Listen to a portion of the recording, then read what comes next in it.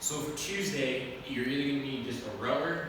If you do have a bike of some sort, if that's all you have, or you're going to run.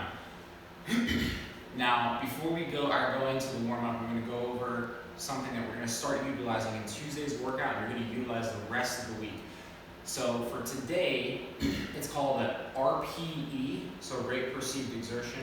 You're looking for an RPE of 6 to 7, and what that means is on a scale of 1 to 10, 10 being very intense, like you cannot talk at all. A 6 and a 7 would be like it's intense, but you can still speak sentences. So if you were rowing or running next to somebody, you are out of breath, but you can still speak, versus if you were doing a 100-meter sprint, you cannot speak a full sentence at all because of how much exertion you're doing to that. So today, regardless of what you're doing, it's going to be a 6 to a 7. You need to monitor that, and then you want to try to recover as fast as possible during the interval in this particular workout. So for the workout, or for the warm-up, now if you don't have a rower, you do the same thing on the bike, or if you're running, same kind of progression, use the same times. You just won't be having the different segments. So if you're running, 45 seconds to run, 15 seconds rest, just continue at that way. If you are rowing, however, you're going to go 45 seconds of just a leg drive. So you can hang on to the handle, but you're going to drive through the legs, just like a deadlift. Then you'll rest 15 seconds.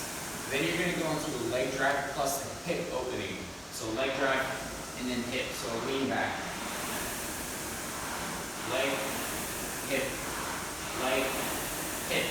Then you'll rest 15 seconds there. Next one's going to be leg drive, hip plus a pull. So leg drive, hip, and then pull. And then pull. Leg drive, hip, and then pull. It's okay if you feel robotic with it, just kind of break down the row each way. Then you got a full row. So try to piece the whole thing.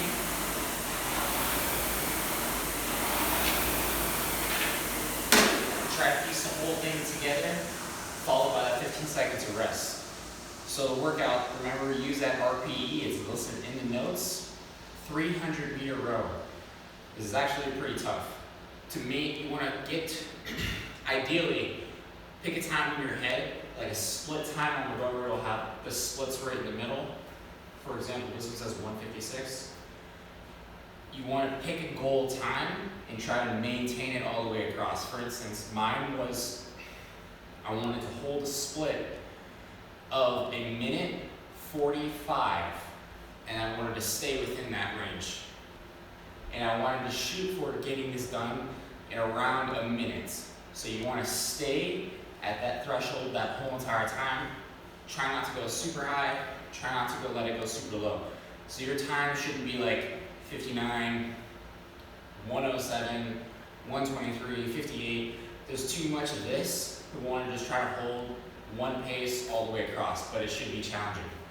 So after you're done with the 15 rounds of the rowing, with that 2-minute rest, for your accessory, you're going to go into 4 rounds, not for time.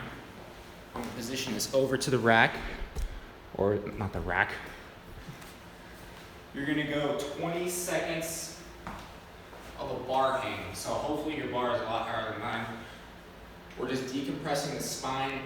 If it's not higher, just let your toes touch in the back, and just relax. 20 seconds here.